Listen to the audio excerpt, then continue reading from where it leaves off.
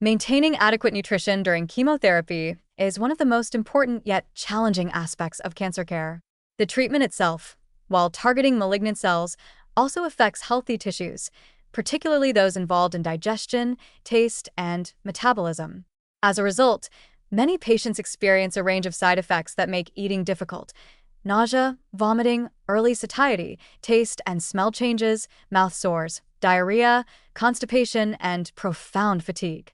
Left unmanaged, these symptoms can lead to unintended weight loss, muscle wasting, dehydration, and weakened immunity, all of which can compromise treatment outcomes, delay recovery, and reduce quality of life.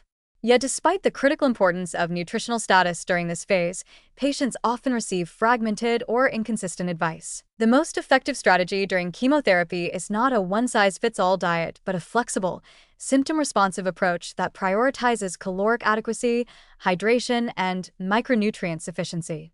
For many patients, small, frequent meals work better than large portions, especially when appetite is low or nausea is present. High-protein snacks like yogurt, nut butters, soft eggs, or smoothies with protein powder can help preserve lean mass. In cases where solid food becomes difficult, nutrient-rich liquids or oral nutritional supplements can temporarily bridge the gap. The goal is to prevent unintentional fasting, which can spiral into fatigue, weakness, and metabolic stress at a time when the body needs every available resource to tolerate and recover from therapy. Taste and smell changes are a particularly frustrating and underrecognized challenge. Some patients report metallic, bitter, or bland tastes that make even favorite foods unpalatable. Others develop aversions to meat or cooked vegetables. In these cases, experimenting with cold foods, citrus, vinegar, herbs, or texture variations can help restore some sense of palatability. Sometimes, it means abandoning usual preferences and focusing purely on what's tolerable rather than ideal, an adjustment that can be emotionally difficult but necessary. The same applies to fatigue, which may require pre-prepared or convenience foods despite a patient's desire to eat clean. In this context, calories and protein take priority over purity or perfection. There's also widespread interest in using specific diets to enhance chemotherapy effectiveness, ranging from ketogenic regimens to fasting protocols or plant-based detoxes, but most of these remain unproven in clinical settings and are often impractical during active treatment. Restrictive eating during chemotherapy is risky. It can quickly worsen malnutrition, lead to dangerous weight loss, and interfere with drug metabolism. Unless carefully supervised by oncology dietitians, such interventions should be avoided during this phase.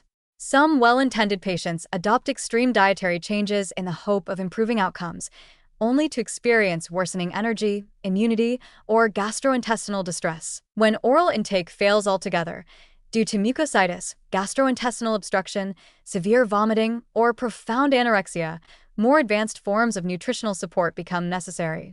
Enteral nutrition, usually delivered via a feeding tube, nasogastric or percutaneous, is preferred when the gastrointestinal tract is functional. It allows for the delivery of complete nutrition and hydration with less risk of infection or metabolic complications than intravenous feeding. Parenteral nutrition, which delivers nutrients directly into the bloodstream, is reserved for situations where the gut is not usable or when severe malabsorption is present.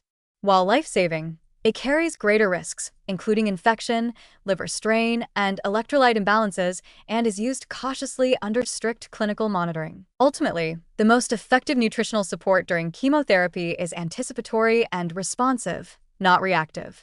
Early assessment by oncology nutrition specialists, regular monitoring of weight, blood markers, and symptom burden, and timely adjustments to food strategies or supplemental feeding all play a critical role in preserving strength and resilience.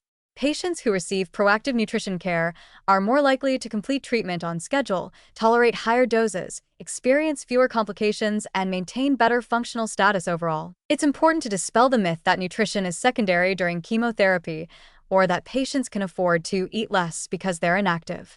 On the contrary, energy and protein demands are often higher due to inflammation, tissue repair needs, and the metabolic demands of the cancer itself.